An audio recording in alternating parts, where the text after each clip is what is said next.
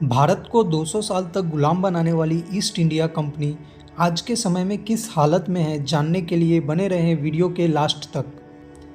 East India company, जिसकी नींव खुद क्वीन एलिजाबेथ फर्स्ट ने सन 1600 में रखी थी, उन्होंने फाउंडेशन दिया था 31 दिसंबर को और उसे ट्रेड मोनोपोली दी थी, यानी कि ब्रिटिश क्राउन के हिसाब से ईस्ट इंडिया कंपनी को मोनोपोली प्राप्त थी कि वो पूरे एशिया में जहाँ चाहे वहाँ बिजनेस कर सकती थी। सिर्फ ईस्ट इंडिया कंपनी को ही ये हक था और किसी को भी इस प्रकार का हक नहीं मिला था उस वक्त। और वो हक लेकर ईस्ट इंडिया कंपनी पहुँचती है भारत। अपनी स्थापना के 8 सालों के बाद, यानी कि 1600 में इसकी स्थापना हुई और 1608 में captain William Hawkins east India company का जहाज लेकर पहुंचती है सूरत, गुजरात, और यहीं से भारत की जर्नी का शुरुआत करती है ईस्ट इंडिया कंपनी। और उसके बाद शुरू होता है वर्चस्व की लड़ाई। पहले तो वो यहाँ बिजनेस के लिए आया था, लेकिन उसके बाद उस पर कंट्रोल करने के लिए लड़ना शुरू कर देती है ईस्ट इंडिया कंपनी। और फिर उसके बाद बहुत बड़ा जंग होता है बैटल ऑफ प्लासे के नाम से। ये जंग शुरू होती है 13 जून सन 1797 में। ईस्ट इंडिया कंपनी सिर्फ 3000 सैनिकों के साथ उतरती है जंग में। उसका सामना होता है सिराज उदौले से। उस वक्त सिराज उदौले का पूरे बंगाल पे शासन था। उस समय बंगाल में बिहार और उड़ीसा, ये दोनों स्टेट आता था। सिराज उदौले को ये पता ही नहीं था कि ईस्ट इंडिया कंपनी उस पर हमला करने वाली है। उसको इस बात की बिल्कुल खबर नहीं थी कि उसके खुद के कमांडर मीर जाफर ने उसके खिलाफ बहुत बड़ा षड्यंत्र रच दिया था। मीर जाफर जाके मिल चुका था ईस्ट इंडिया कंपनी वालों के साथ। ईस्ट इंडिया कंपनी ने बहुत ही आसानी से 3000 सैनिकों के साथ सिराज उदौले को उसके गद्दी से निकाल बाहर फेंका और उसके बाद रेवेन्यू शुरू हो गया।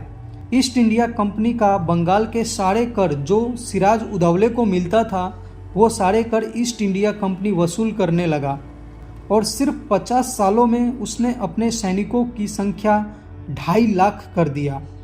उस समय 2.5 लाख सैनिक हो गया था ईस्ट इंडिया कंपनी का। उस वक्त 2.5 लाख सैनिक होना बहुत बड़ी बात थी। ये इतनी बड़ी फौज थी कि जितनी बड़ी फौज ब्रिटिश क्राउन के भी पास नहीं था। जितनी बड़ी फौज ब्रिटिश क्राउन के पास थी, उससे डबल बड़ी फौज ईस्ट इंडिया कंपनी के पास था।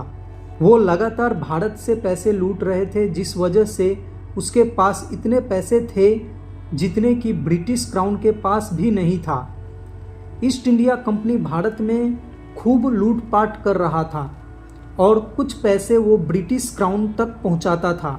उसके बाद शुरू हुआ 1857 में रिवॉल्ट। जैसे ही ब्रिटिश क्राउन को पता चला कि 1857 का रिवॉल्ट ईस्ट इंडिया संभालने में फेल हो गई है, 1857 का रिवॉल्ट कंपनी राज के खिलाफ था। उसके बाद कोड़ा चलता है। सिर्फ 17 साल के अंदर एक बहुत बड़ा कदम उठाया जाता है और ईस्ट इंडिया कंपनी को तोड़ दिया जाता है और ब्रिटिश पार्लियामेंट वहाँ पर स्थापित हो जाता है।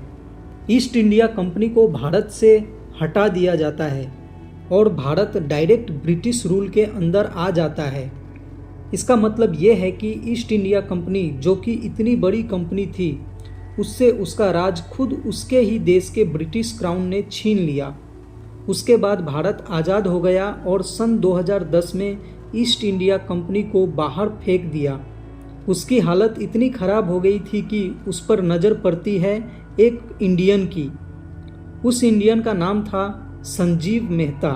संजीव मेहता एक जाने माने बिजनेसमैन थे और उन्होंने ईस्ट इंडिया कंपनी को मात्र $15 मिलियन, जो कि बहुत ही छोटा सा अमाउंट, देकर उसे खरीद लिया।